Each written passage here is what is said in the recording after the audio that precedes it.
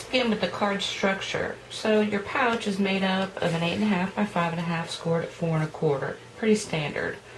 And then you're going to need a front panel that's 5.5 by 4 1/4. Now I actually cut this just about a 16th short each way, and this way I can fit it onto the card front. But you're going to want to take your framelit. In this case I'm using label framelits from Stampin' Up, and I'm using the 2 middle sizes. So the smaller one you're going to want to center on the front of your base card, and then the other one on the front of your panel. And you could cut those out. I'm also going to dry emboss this panel and ink it, and I'll be back to show you that. Now for the inside, this is going to show up behind your black and white image, so you want to choose a light color. And this cut is cut at 4 1/8 by 4 7/8. And this is going to go on the inside of your card. So let me cut those out, and I'll be back. After you finish cutting out your images, go ahead and put the panel on top. So adhere that. I just use liquid Tombow glue, and cut yourself out a notch. I just used the 1 1/4 circle punch. You've got about 1/2 inch, so this is about 1/3 of the circle.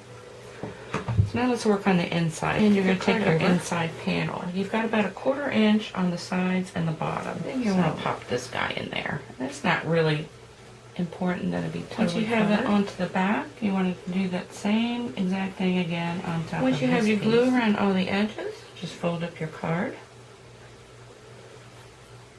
and let it set. For the inside teepee, and I'm calling it a teepee because you're going to have a window sheet attached just at the top to your card. So you want to pick a color that's light enough that you can color it in. This is 3.5 by 4.5, and this is the finished size of the inside. I make my window a little bit larger, and you'll see why here in a second. When you pick your image, you're going to want something that looks good, black and white, and also once it gets colored in. So I'm using a stamp out of Summer Afternoon. Any of these images would have been good. And I've got my window sheet here. I'm not sure you can see. You can probably see the glare. I'm actually using my grid paper to place exactly where I want it. In this case, and it's pretty much centered. Now before I go further,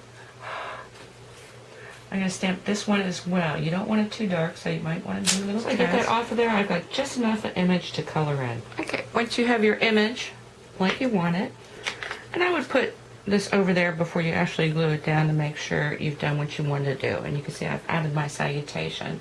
You want to place this directly over your image. These window sheets are great because they're a little bit thicker than average acetate.